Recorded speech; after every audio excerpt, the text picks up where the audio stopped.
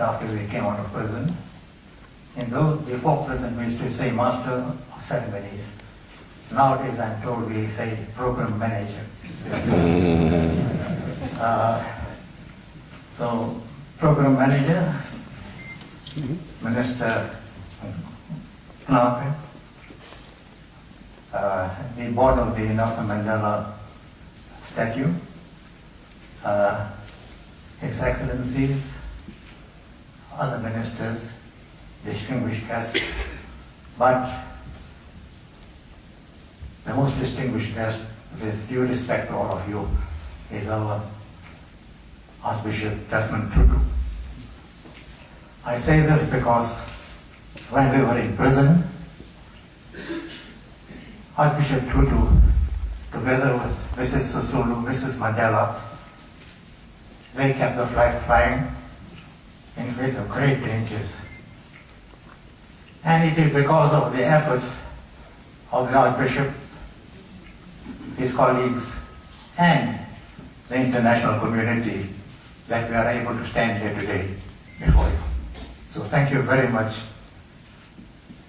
I almost said Comrade Arch, but thank you very much.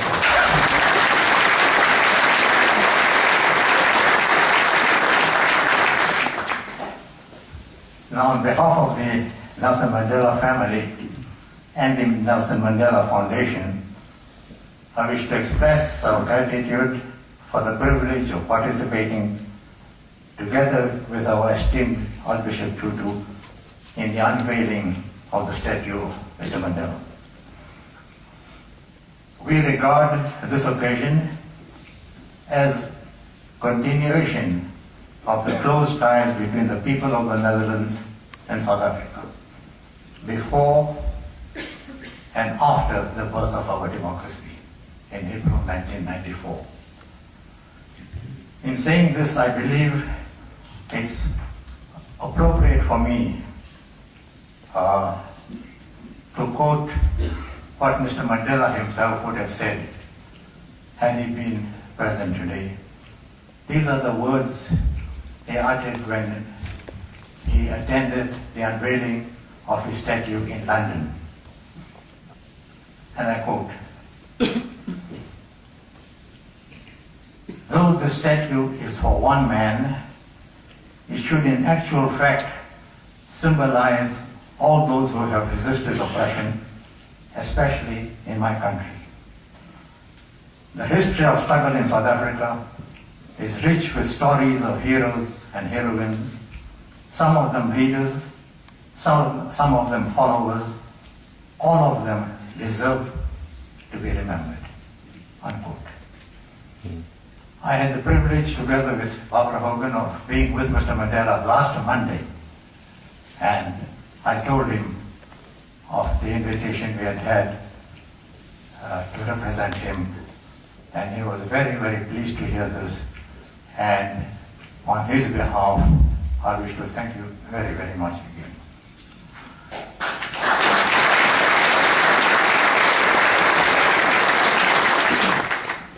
It is important to remember the years of our long walk to freedom and the important role of the international community.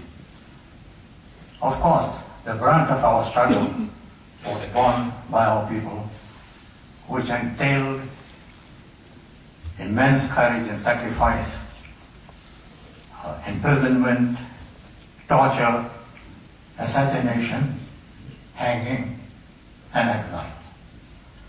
A number of our people did not survive to celebrate the fruits of their sacrifices, the dawn of freedom in 1994. However, this is not in any way to diminish the very important role of the international solidarity movement, organized and spontaneous. In this respect, we once again recall the words of Nelson Mandela at a banquet in his honor hosted by Her Majesty Queen Beatrix on the 11th of March 1999.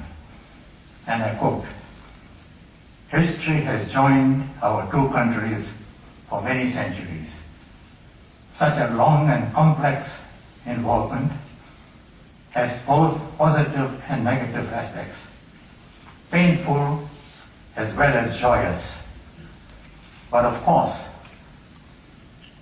is the support which the Netherlands have given to the struggle for liberation in South Africa and to the healing and rebuilding of our nation. Your Majesty, it was that commitment to freedom and justice which our people associate with the Netherlands. It was that unqualified commitment that moved so many ordinary citizens to make an extraordinary contribution to the anti-apartheid struggle. I unquote. Ladies and gentlemen, I believe the two quotations of Mr. Mandela have adequately covered what I would have said in my own words. However, the presence of our revered Archbishop prompts me to conclude with an aspect of the solidarity movement which historians may very well regard as a very important step in leading to the downfall of the apartheid system.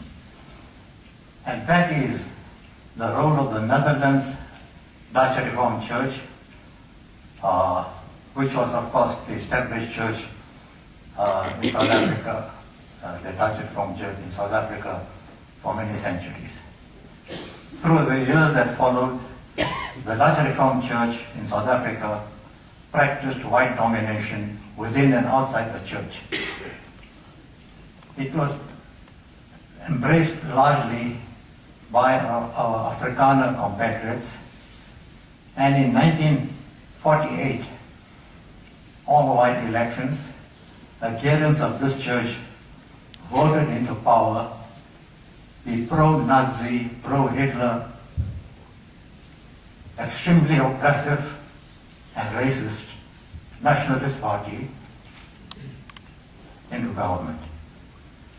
Many political analysts have taken to describing the Dutch Reformed Church in South Africa as the Nationalist Party at prayer. The new regime severely aggravated racial discrimination and oppression. With brute force, it implemented some of the most vicious laws clearly imported from Hitler's Third Reich.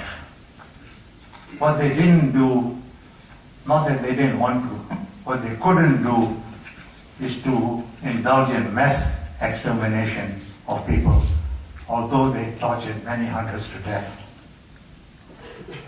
I believe that what eventually shattered the confidence,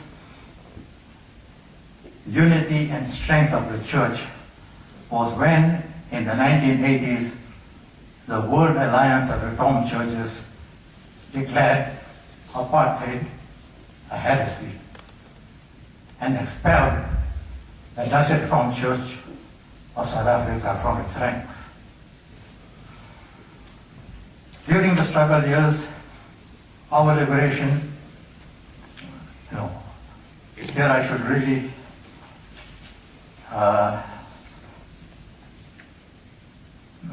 Madam Program Manager, with your permission, we cannot come to the Netherlands and not remember Anne Frank. Here I can categorically claim that I speak on behalf of Mr. Mandela and many others. Anne Frank meant a great deal to the oppressed people of South Africa, especially to those of us who were in prison on Robben Island. As you are quite aware that both myself and my colleague Barbara Hogan, who was also in prison, will testify to the importance of Anne Frank in prison. It may not be known that on Robben Island we managed to smuggle in, we were not allowed of course, but managed to smuggle in the diary of Anne Frank. And on Robben Island, as it was practiced sometimes, prisoners would spend night after night actually copying the entire book so that it can be read by as many prisoners as possible. So to us, Anne Frank symbolized eternal hope, humanity, determination, nobility, and courage. To us, her message was simple. There is no such thing as defeat in our struggle for justice and freedom. Across the boundaries of the world, across the political divide, across the religious divide, Anne Frank occupies the glorious place as a true citizen of the world. She does not belong to one country. She does not belong to any group. She is a true citizen of the world. And for that, we remember Anne Frank.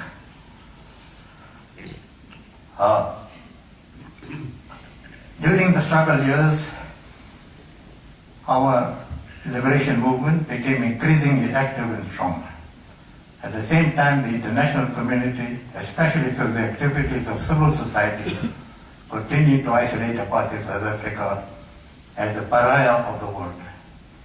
South Africa has traveled some way towards achieving our goals, but we cannot be satisfied.